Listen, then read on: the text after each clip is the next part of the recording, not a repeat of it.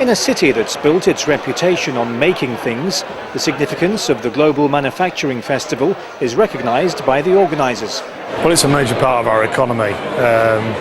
Our manufacturing sector has survived and prospered over the last 10 years, and now it's really beginning to grow again. And I think you can see from the hub of activity and excitement here today during this festival, it's really on the move again. The keynote speaker was the Shadow Business Secretary, who made it clear that Labour sees Britain's future as part of the European Union, a point he later emphasised in an interview with the Yorkshire Post business editor Bernard Gins.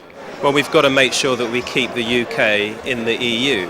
I know how much British exit from the EU terrifies our businesses and their supply chains, and what we need to be doing is staying in the EU, not keeping it as it is. We're not in favour of the status quo, a reformed EU, but you can't change the EU if you take your bat and walk off the field and don't bat for Britain, as some others would argue. We want to stay on that field, we want to keep batting for Britain, and we want to get the best deal for Britain, because let's face it, even if the UK came out of the EU, if we would want to sell into and continue to sell into our nearest and biggest market, the single market area, we're still going to have to comply with their rules anyway. So why not let's stay in and actually have a say on what those rules and regulations are.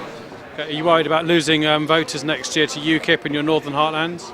I'm not actually worried about that. I think what I'm more worried about is what lies behind that. And I think that's people's anger and discontent with the economic and political system, and this kind of thing called globalisation that people talk about but has passed many of our communities by. Many are disconnected from that big global economy, and we need to make sure that they've got the skills, they've got the know-how, we're providing them with a platform to succeed in 21st century Britain and the world. That's really the big goal. I don't think UKIP has any of the answers. It's an echo chamber for people's anger, but it's not actually solving any of the problems. And it thinks that, some of these big global problems we face, climate change, technological advance, etc., that somehow Europe is the problem there for everything, and it's not. The reason that we have these problems in our country, whether it's housing, whether it's skills, is not because of Europe, it's because we haven't really set ourselves up over the last 3 decades to compete in the way that we need to in this big modern world. Okay, one last question. Can the general public see Ed Miliband as Prime Minister of Great Britain? Absolutely. I've been around the country with Ed. We often come on visits to places like this, seeing different companies and workplaces. And look, I think those fundamental qualities that everybody recognises in him, a man of deep beliefs, of conviction, honesty, trustworthy, those are the types of characteristics that many people say are not, no longer exist in politics, in the BBC, in the police, wherever it may be. But those are fundamental qualities they value and they see in Ed Miliband. So, of course, absolutely, people can see him as our next Prime Minister, and that's what we're all working towards. Business thrives on success, and one man who knows more about that than most is the Executive Director of Jaguar Land Rover. 80% of our business is overseas, so we have to design and engineer cars that not only appeal to the UK consumer, but appeal to consumers all over the world. And if you get that right and you produce great products and customers like them, that drives the success.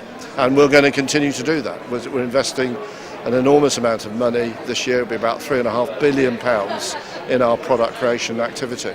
As the conference continued, just a few miles away near Meadowhall at junction 34 of the M1, this site is set to provide the latest boost to Sheffield's economy, after approval was given by the council for IKEA to build a superstore. The city's Chamber of Commerce welcomes that decision, but appreciates local residents' concerns. The challenges are around the environment and the transport, around junction 34 of the M1. Let's not beat around the bush, it is an issue. But I'm not one of those that says you don't continue to invest and progress because you've got a problem with transport. You sort the transport out, and I think you'll find the Chamber, we've been saying it for a while, we're going to raise that actually, because we've just built a new power station down there. I'm not sure that's really good for the environment down there, by the way, but I still think it should have happened. We've agreed Next down there, we've agreed IKEA down there. Let's sort the transport out. They're talking about the high-speed rail station being down there. What are you going to do? Refuse to do all these things just because there's a transport problem? No, that's not what you'll find us supporting.